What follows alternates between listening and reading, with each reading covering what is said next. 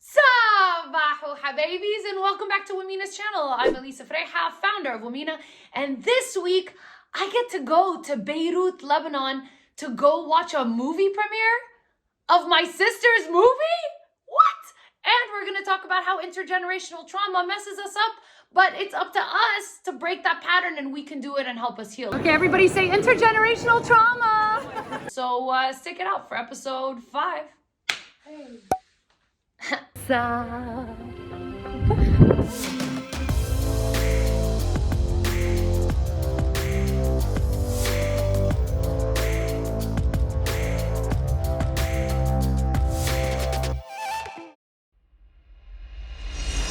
So this week we went to Lebanon. Why? Because my sister made a movie. We got to go to Lebanon, which is amazing because I'm Lebanese, but it wasn't like a tourist trip for me to show you guys the culture. This was a trip specifically to go and attend the premiere of a feature film called Farah. Farah is an Arabic language feature film about a young woman who's in search of her own identity and who's struggling with mental health and finds that the dark mysteries of her family that she might need to explore might reveal some answers. Wait a minute. My sister not only made a movie that she's in, but it's also premiering in our homeland on Women's Day at the International Women's Film Festival. Are you serious? Sign me right up. I bought a ticket and I went on my way.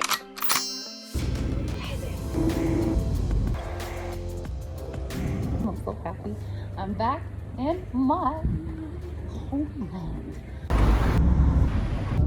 We're running around the city, having lunch, having fun. Oh my God. You know, people often ask me why I can deal with my sister so often, and the answer is, love made me do it. My sister and her friend are literally fighting each other to pay the bill, and they've run into the room, and they're competing to blackmail the waitress to see who can. She's completely terrified. She's too terrified to take my friend Lama's money now that Hasibas. La عيب Lama, you're in Lebanon. Yeah? It's our, you can't invite us here. And then we start cutting it close to the time we're supposed to show up at the event. So we run to find a hairdresser. And you guys, if you're Lebanese, you know that hairdressers are everywhere in Lebanon and they're all incredibly talented. What are we on our way to do right now, Asu? To do our hair For what? for my movie premiere. I do my hair for the movie premiere. Feel the love in the air. From here all the way to there, yeah. So 3 girls walk on, we got our blow dry on and our haircuts did. I'm about to go to the premiere. Help me get dressed. Hi, we're on our way to the premiere. Everything you want's a dream away. This is what Hollywood looks like, ladies and gentlemen. نحن كثير مبسوطين انه نحن ببريمير فيلم فرح بمناسبة يوم المرأة العالمي. So I'm at the red carpet and I'm like not being a chill girl, like at all. Look over here, guys! Oh my God, it's the cast and crew! Farah, we love you! Woo, Stephanie! Yes! Hasiba! Woo! Guys, how does it feel? How does it feel? You've been waiting for this moment for 2 years. I'm the producer of this film, Miss Elissa. She's my sister's best friend and I grew up with her, so I'm so excited for you. We're doing it. Our baby sister's having a movie made. You made it.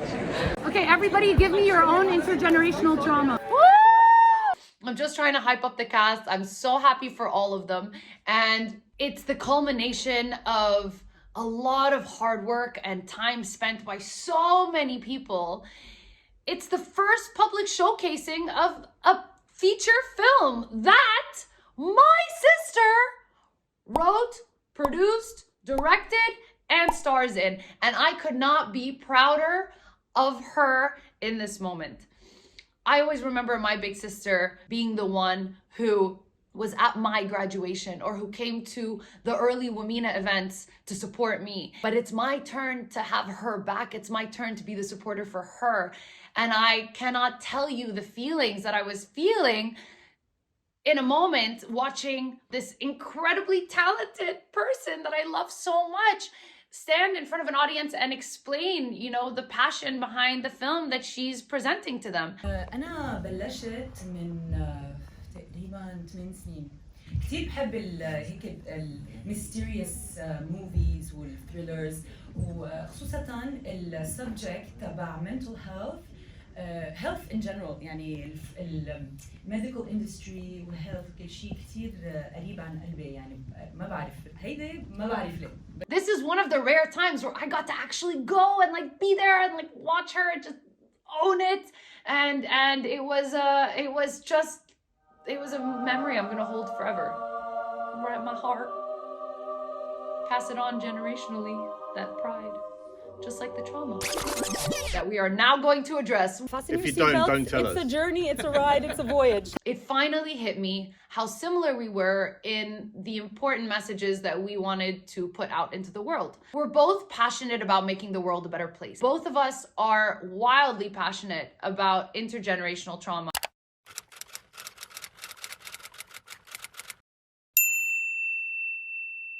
And we're both really curious about understanding the underlying root causes of those things to be able to actually like dismantle them. Really looking into the science of how to heal that, because it's kind of crazy if you think about it, guys. I think the reason for my sister and I being so passionate about these subjects is because we come from a heritage of people that had to leave a very traumatic and violent area to find a better life. A lot of diaspora, second and third generation like us, are people whose parents, whose family, maybe your ancestors behind you dealt with deep trauma.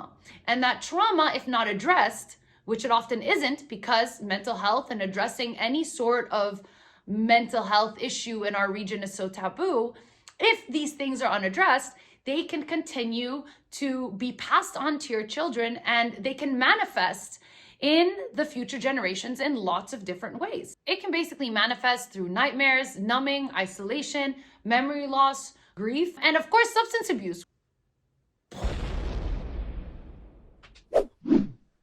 Is this blowing your mind yet?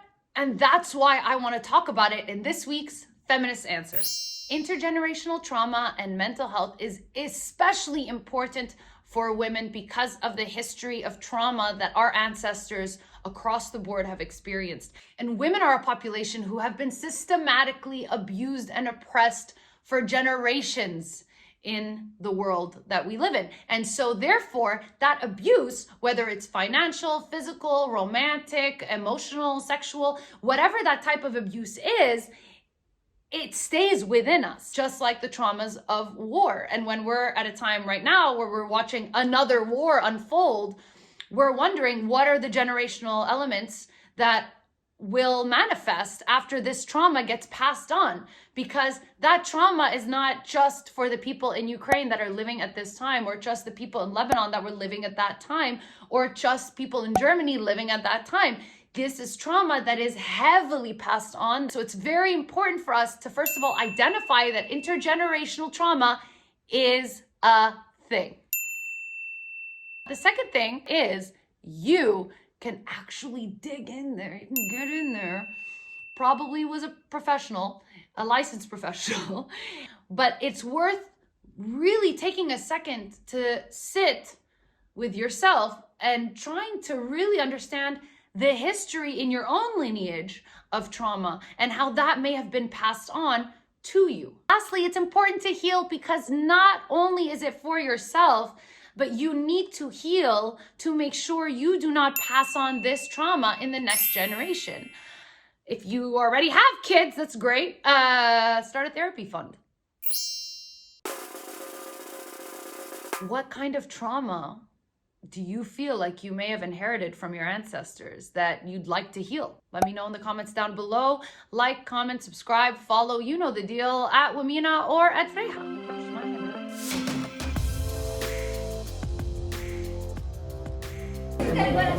Let's give Farah a big applause.